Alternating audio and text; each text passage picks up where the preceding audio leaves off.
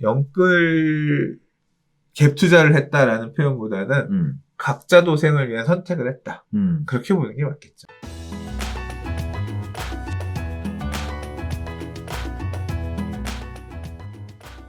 맞아요. 그래서 우리가 5번째 이야기로 나눌 이야기에 네. 그 내용을 한번 다뤄보려고 합니다.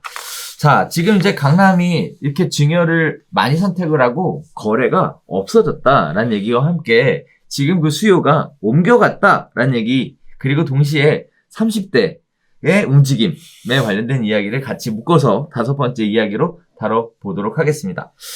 자, 5번째 얘기입니다. 살지는 못하지만 일단 사두자. 네, 서울 30대 아파트 매수 절반은 갭 투자를 한대요, 또. 자, 서울에서 30대 아파트 매매 비중은 지속적으로 커지고 있다고 합니다. 지난 8월 36.9%이던 30대의 비중이 9월 37.3%, 10월에는 38.5%로 지속적으로 증가하고 있는 상황입니다. 자, 문제는요, 서울에서 아파트를 산 30대 2명 중 1명은 갭 투자를 한 것으로 보인다라는 얘기인데요. 이 내용은 김상훈 국민의힘 의원이 교통부에서 제출받은 수도권 연령대별 주택거래 현황을 보면 올해 1월부터 7월까지 30대 서울 갭 투자 건수가 9,398건으로 파악이 됐다라고 하고요. 자금조달 계획서에 보증금 승계 거래 중 임대 목적 매입을 기입한 경우를 집계한 수치라고 얘기합니다. 즉, 30대가 당장 들어가 살 수는 없는 전세 낀 집을 선호하는 이유로 집값이 너무 많이 올라서 대출만으로는 사기가 어렵다는 점이 가장 중요한 원인으로 꼽힌다고 합니다. 자, 서울 및 수도권 주요 지역은 투기과열지구로 지정돼서 주택담보대출이 LTV가 최대 40%, 9억 원 이하는 40%, 9억 원 이상은 20%로 제한되고 있는 상황입니다. 앞으로 서울에 아파트 공급이 거의 없다고 해서 우리가 지금 계속 나눴던 얘기죠.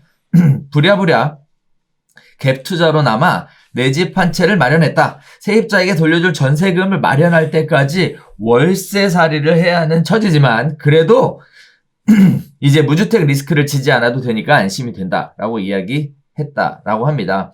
실수요자에 한해 더 많은 대출을 받을 수 있게 해주는 보완제도가 있었어요. 그러나 아파트값 상승으로 실효성이 낮아져 있는 상황이고요. 주택금융공사에서 제공하는 디지털 대출 보금자리로는 대상 주택의 평가액이 각각 5억 원과 6억 원을 초과하면 신청이 불가능한 상황입니다. 따라서 5억 원과 6억 원이 안 되는 지역들이 어디냐라는 얘기들이 나오고 있으면서 동시에 지난달 기준 아파트 중위 매매 가격이 6억 원 미만인 서울 자치구는 중랑, 강북, 도봉, 노원, 구로, 금천, 관악구 6군이라고 하고요. 관련된 내용들 기사들을 종합해보니까 실제 그런 부분들이 전환되는 것이 지금 레이더에 잡히고 있습니다. 거래량 상승이 눈에 띄는 지역은 노원구가 311건에서 368건, 강북구가 78건에서 117건, 도봉구가 140건에서 196건, 중랑구가 103건에서 141건, 영등포구가 152건에서 191건 등으로 이를 놓고 업계에서는 수도권 전세난 회피 물량이 서울 외곽 매매로 전환한 것으로 분석을 하고 있는 상황입니다. 그리고 전세난의 가장 큰 어려움을 겪는 실수요 시장인 30대가 매매 거래량의 반등을 주도하고 있는 모습이다. 이렇게 나오고 있는데요. 자, 또다시 전세 가격 상승으로 갭 투자 시작되는 건가요? 우려에 섞인 목소리를 안 할 수가 없는데요. 어떻게 보셨어요? 현실적으로 30대들이 살 수 있는 방법을 찾아서, 그러니까 실거주 매수하고 싶지만, 실거주 당첨되고 싶지만 분양을 일단 안 해. 지금 올 가을에 분양 물량 없잖아요. 그러니까 분양을 안 하니까 청약할 것도 없고, 그리고 청약해봐야 당첨도 안 돼, 왜. 청약 가점 커트라인이죠. 하는 사내가 있으니까. 기회가 없죠. 그래서 그러면 내 집 들어가 살 수 있는 실거주 가능한 매물, 물건을 찾지만, 매물도 마땅치가 않고, 기사에서 얘기한 것처럼 대출을 갖다 끌어쓰기도 힘들고, 가지고 있는 돈을 어떻게든 나도 이 상승장에 막차라도 타서 또는 낑겨가지고 어떤 부동산 가격이 올라가는 거 리스크 헤지를 하고 싶은데 방법이 없다라고 해서 택한 게 있는 돈 다 끌어 모아가지고 전세 끼고 전세 가격이 올라주고 있으니까 다시 그냥 하나 사놓고 기다리고 있자 이런 거 아니에요? 그렇죠. 근데 이제 매수하시는 분들이 두 가지 형태가 있겠죠.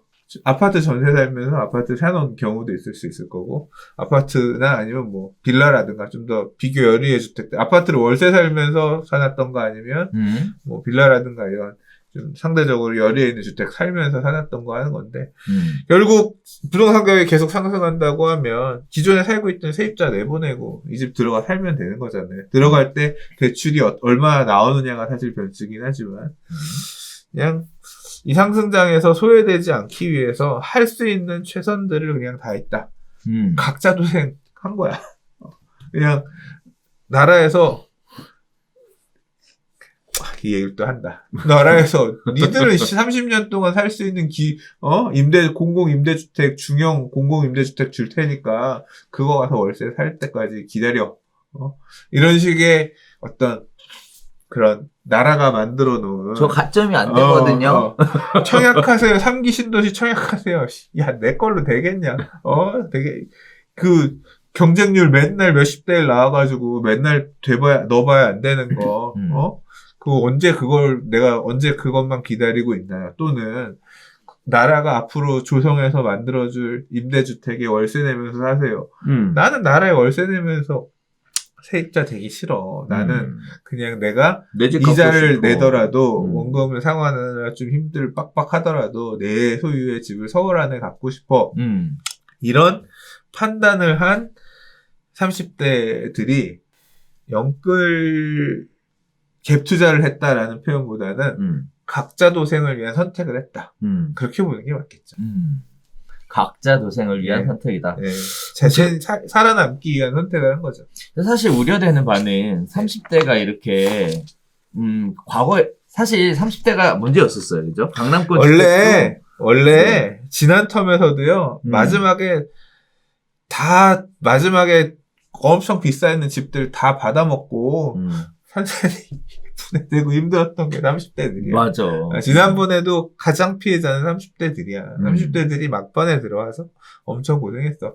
지금 이 텀이 굉장히 신의 한 수의 텀일지, 아니면 뭐 지난번처럼 또 이제 마지막에 이제 받아먹어주는 그런 거일지는 가봐야 알죠. 근데 이제 불안한 건 그거예요. 전세 물량이 없다 보니까 전세 가격이 지금 미친 듯이 고공행진을 하고 있는 상황이잖아요. 그러다 보니까 갭이 갈수록 또 줄어들고 있어서 뭐 다주택자가 갭 투자를 서울에다 하겠다. 이건 사실 지금은 거의 뭐 정신 나간 얘기고, 그러면 무주택자인 30대가 결국 갭 투자라고 만들어놓은 갭 투자 성공하는 거지. 왜냐면 성공하는 거죠. 전세 가격에서 올라주고 지금 상황은 전세 가격이 앞으로 더 올라갈 것 같아요. 그러니까. 판이 그렇게 돌아가잖아. 그러니까. 야, 내가 들어갈 때는 갭이 아까 지금 기사 사례 보면 1억 7천인데 내가 1억 7천에 갭 들어갔거든.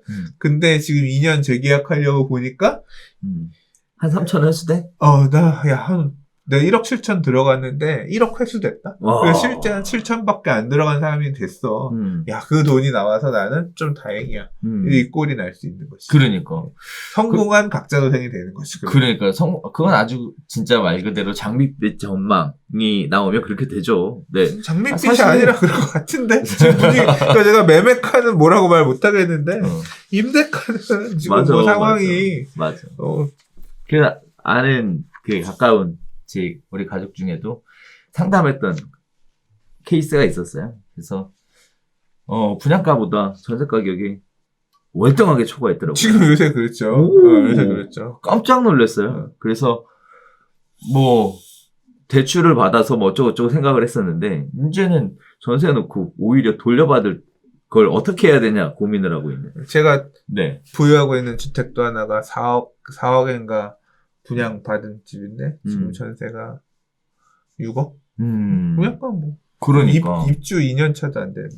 그런 상황들이 벌어지고 있고요. 사실 제가 우려하는 거는 아까 수재님도 잠깐 얘기했지만 이게 30대가 진짜 막차 타는 거 아니냐라는 우려 때문에 사실 걱정하고 있는 건데 이분들이 경제 상황이 안 좋아져서 사실 대출을 받았을 때 이자를 못 갚거나 또는 월세를 살고 있는데 월세를 감당을 못하거나 하는 일들이 생기게 되면 결국은 우리가 얘기했던 수장님 예전부터 강조하셨던 미래의 수요를 다 당겨서 쓰는 거 아닌가에 대한 우려도 있고요. 과연 이들이 이러한 위기 상황을 경험을 한 번도 안 해봤는데 위기 상황이 혹시라도 오게 되면 과연 견뎌내고 잘 극복해낼 수 있을까? 때문에 우려하는 거거든요. 국가는 또 국가 나름대로 그때 가면 또 지금과는 다른 어떤 스탠스를 바뀌면서 대책을 또 세우겠죠.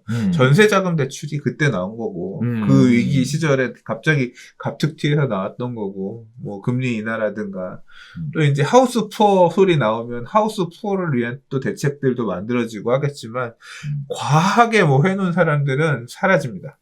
지난 텀에도 과하게 막 질러놨던 사람들은 그냥 소리 소문 없이 사라졌어요. 음. 전문가라고 얘기했던 사람들, 그 당시에 전문가라고 막 했던 사람 중에 하나는 지금 하락론자가 돼가지고 막 또 나와서 전문가 행세하던데, 아, 보니까. 그래요? 그 사람 이름에 얼마 전에 커뮤니티에 그 사람 이름이 나왔는데 하락론자 타이틀을 붙어 나왔더라고. 엥? 이 사람이 하락론자였어? 아무튼 그런 것처럼 이 뭐 그런 전문가도 그렇게 타이틀이 바뀌지만 전문가라기보다 아무튼 나서서 선봉에 서였던 분도 그렇게 타이틀이 바뀌지만 투자자들 중에서도 사라진 투자자들 되게 많다. 무리해서 했던 사람들은. 근데 그렇게 이렇게 뭐 한 채 이렇게 해놓고 이렇게 버티시고 했던 분들은 그래도 살만합니다. 하락장이 오면 임대 가격이 또 올라가주면서 새끼를 만들어줘, 집값이.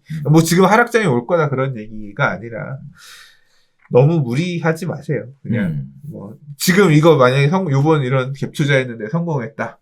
나는 투자에 재능이 있나 보다. 막 진짜 막장에 그렇게 막 달려가다가 죽습니다. 예, 소리 소문 없이 사라지는 그런 경우가 될 수 있으니 나는 항상 리마인드 합니다.